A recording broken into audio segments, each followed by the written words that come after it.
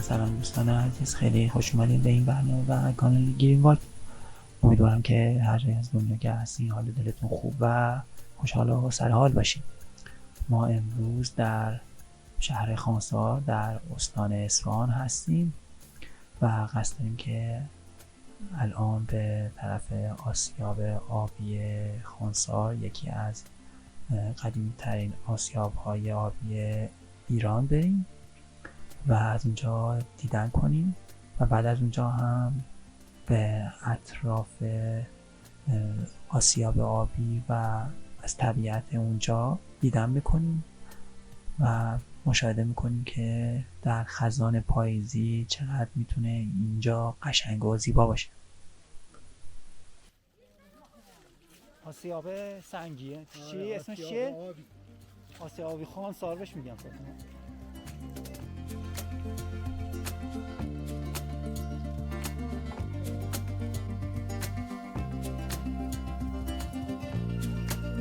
حالا اون برزن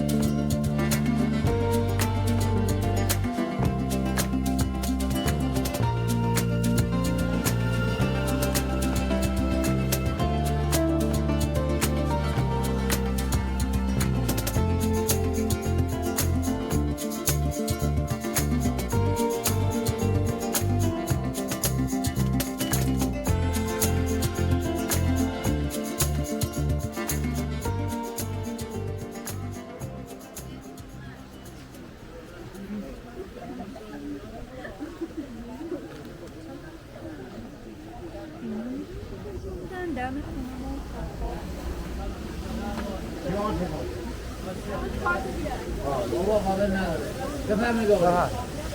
بفرمایید برید آسیاب اونجاست. آسیاب میشه دید.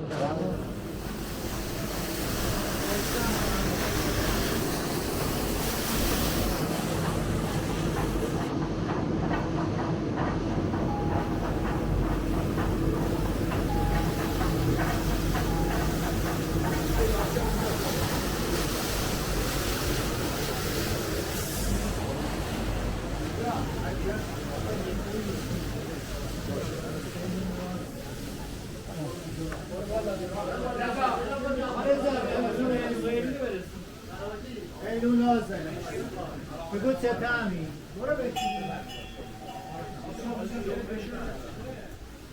میگم او چیز قدیمی هم داره در این حد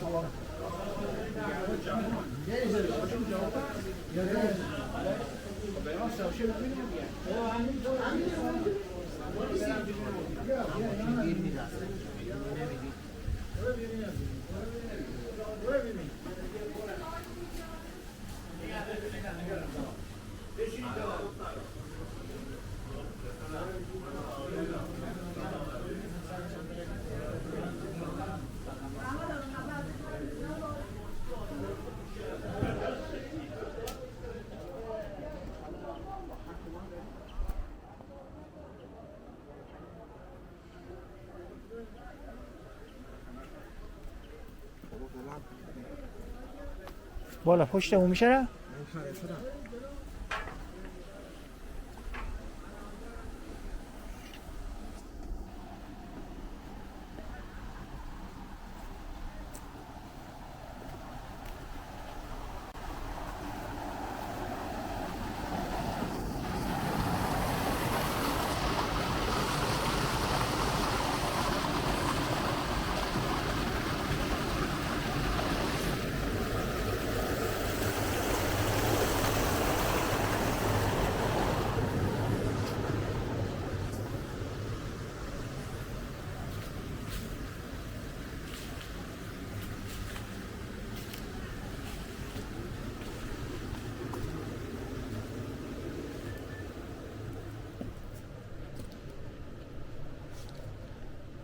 سلام.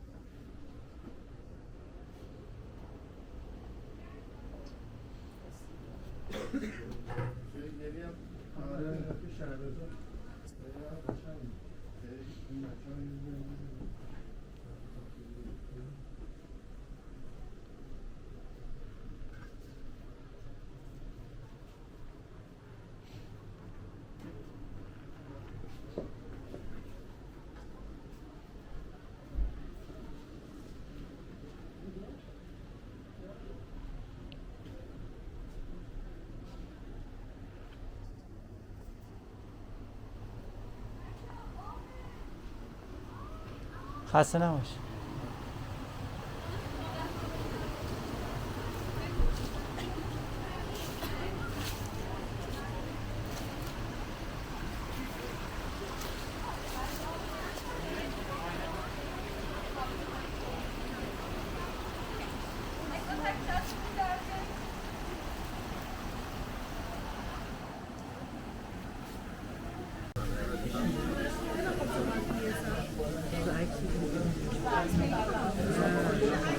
عکس نمیگیری؟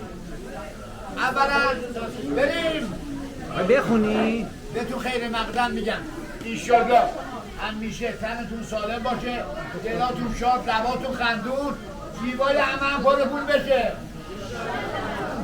این سبک آسیاب که میبینید در تاریخ به نام ما ایرانی‌ها ثبت نشده، مبتکرش هم ما نیستیم.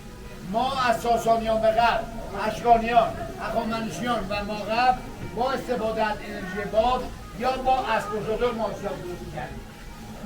با اسب و شتر شد.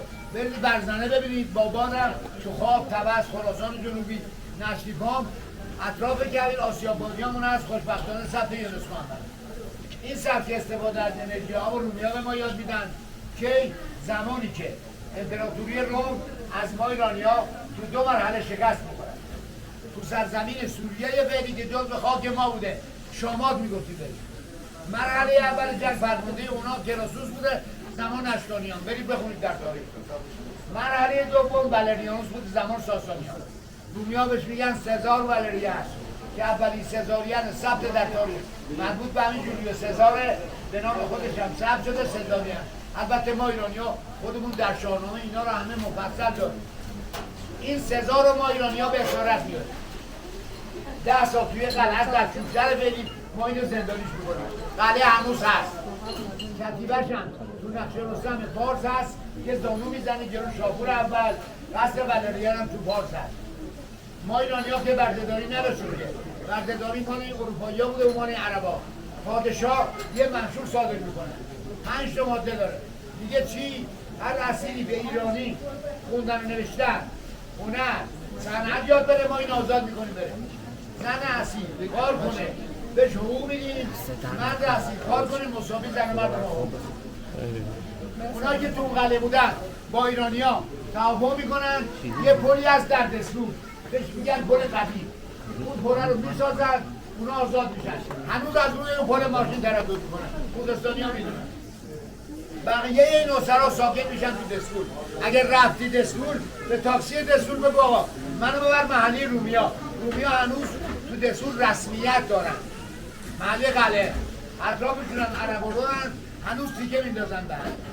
اونایی که قوم شناسی خوندن و چهره شناسی خوندن اونا خوب تدریس میدن، چشمای زاغ، موهای پور، خدای کوتاه، اونا سازه های آبی و شوشتر رو میسازن که عظمتیه. اصلا ما قبل از حمله اعراب نمیگفتیم آسیاب، میگفتیم برکت خانه. چرا؟ ما ایرانی‌ها قوت اصلیمون نون بوده، الان هم قوت اصلیمون نونه. به همین دلیل برای این آسیاب خیلی ارزش قائل بودیم، چه به لحاظ معنوی چه به لحاظ اقتصادی. اینا باورهای ما بوده. هر کی آرزو داشت میرفت تو این آسیاب آرزو میکرد. این آب آسیاب برای ما ایرانی‌ها مقدس بود. جوانایی که ازدواج نکرده بودن آب آسیاب می‌ریختن. خانم‌هایی که بچه دار نمی‌شدن آب آسیاب می‌ریختن. بعد از حمله عراق کسی بدون وضو تو آسیاب نمی‌رفت و الی آخر. دلیل حرفام چیه؟ اینه که ما تو ادبیاتمون و فولکلورمون ما بیشترین ضرب المثل رو راجع به آسیاب داریم. از بازی‌های کودکانه‌مون آسیاب به چرخ نمی‌چرخم الی آخر یکیش همین زنگولی است که گاهی الان صداش داریم میاد. ما ایرانی‌ها یه ضرب المثل داریم میگیم گوش به زنگ باش، یعنی حواس جمع باشه. درسته؟ کنایه از همینه. این آسیابون هر جا باشه گوشش به زنگل. با ریتم زنگوله من اطلاعات سنگر رو دریافت می‌کنم. به امروزش میشه زنگرها. در هر حال این صنعت بیاد تو جلگه ایران، من جمله همین خونسال که ملاحظه می‌کنید ما 41 دونه آسیاب به همین سبک داشتیم که تا بعد از انقلاب هم اکثرشون کار میکرد. همه ویران شد. این هم ویران شد. نه در خونسال، در کل ایران آسیاب از تاریخ و ادبیات ما ایرانی‌ها متأسفانه حذف شد. دیگه هر ملتی رو میخوای نابودش کنی، از بینش ببری، تاریخ جدش بدی. اینا ریشه شناسنامه و اصل نظر ما ایرانی‌هاست. ما اینا رو حفظ نکنیم تا 40 سال آینده ما یا عربی صحبت میکنیم یا انگلیسی. اینا ما رو از اون تهاجمات حفظ کنیم. این یه طرز کار داره. حالا میبرم نشون میدم. اولا اونایتون که مهندسی خوندید حرفای منو متوجه میشید. به لحاظ مهندسی فوق‌العاده پیچیده است. آیرودینامیک، ترمودینامیک، استاتیک، فیزیک مکانیک، مترولوژی، هیدرولیک، جت، تمام این علوم تو این آسیاب جمع در عین حال که اینا قدیمیه. ما ایرانی‌ها در تاریخ استاد این علوم. حالا میبرم بالا آبو میندازم. یه تنوره داره، ارتفاع تنوره 8 متره، قطر بالاترین نقطه 2.60 میاد پایین، تو پایین ترین نقطه میشه 12 کانتر. بله.